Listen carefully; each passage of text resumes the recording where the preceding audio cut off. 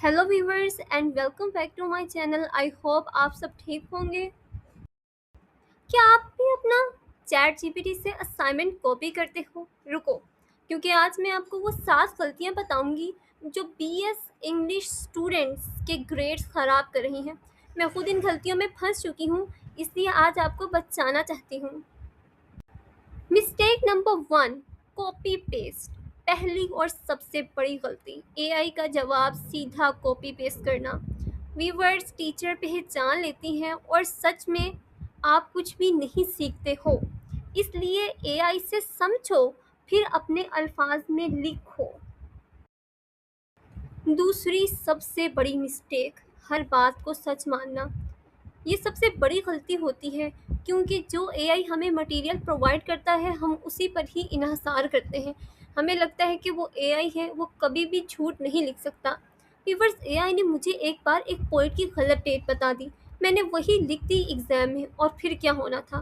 So viewers, हमेशा book से verify करो या मल्टीपल रिसोर्सेज से इम्पोर्टेंट चीज़ों को तो ज़रूर वेरीफाई किया करो, because AI is not always correct.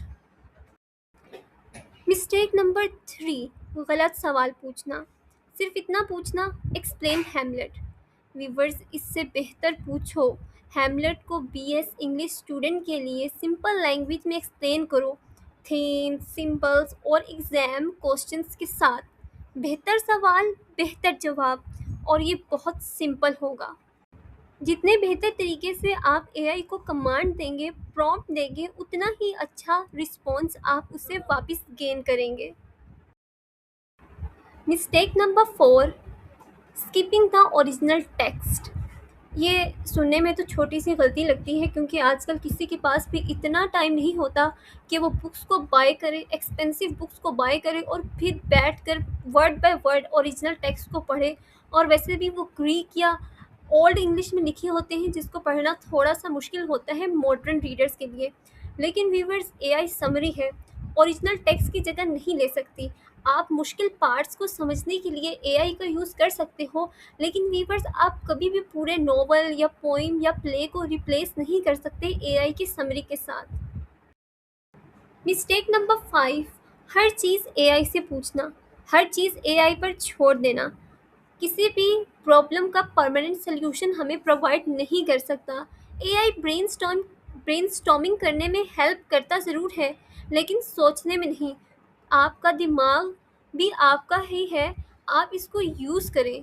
So viewers, हम एआई को कब यूज़ करें? हम इसको तब यूज़ कर सकते हैं जब हमें ब्रेनस्टॉर्मिंग की ज़रूरत होती है आइडियाज़ के लिए, समरीज़ की ज़रूरत होती है और एक्सप्लेनेशन की ज़रूरत होती है डिफ़िकल्ट टॉपिक्स के लिए, कंसेप्ट्स के लिए। Not think for your every time. लेकिन छोटी से छोटी बात को भी एआई से पूछना, ये किसी भी प्रॉब्लम का सल्यूशन नहीं हो सकता। इसके लिए हमें अपने माइंड को इस काबिल बनाना होगा कि वो eight the and difficult concepts को भी इजीली सॉल्व कर सके।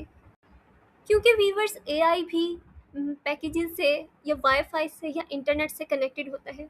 और सोचें, किसी दिन आपका एग्ज़ाम हो या कल आपका पेपर हो और आपका वाईफाई का कनेक्शन लॉस हो जाए, आपके पास पैसे नहीं हो पैकेज के, तो फिर आप किस तरह से प्रिपरेशन करेंगे एग्ज़ाम की। इसलिए सब कुछ एआई पर मत छोड़ें।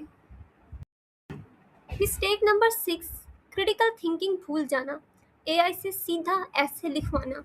इसके बजाय वीवर्स पूछो, इस पॉइंट की 3 अलग इंटरप्रिटेशंस दो, फिर खुद डिसाइड करो कौन सी सही लगती है।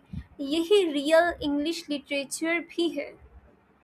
At the end of the day viewers, बैठकर सोचिएगा ज़रूर, क्या एआई आपको कंट्रोल कर रहा है या आप एआई को कंट्रोल कर रहे हैं? मिस्टेक नंबर 7, एडिट ना करना, एआई की राइटिंग जैसे कि तैसे सबमिट करना। एआई की राइटिंग व्यूवर्स जेनरिक होती है, बेकार लगती है। हमेशा एडिट करो, अपने एग्जांपल्स डालो, अपनी वॉइस डालो, तब आपका असाइनमेंट ट्रूली आपका होगा। तो व्यूवर्स, याद रखें, एआई आपका स्टडी पार्टनर है, रिप्लेसमेंट नहीं। इन 7 मिस्टेक से बचेंगे तो एआई आपके ग्रेड्स इंप्रूव करेगा, ख़राब तो बिल्कुल भी नहीं करेगा। और अगर आपको ये वीडियो हेल्पफुल लगी हो तो आप मेरे चैनल को सब्सक्राइब ज़रूर करें।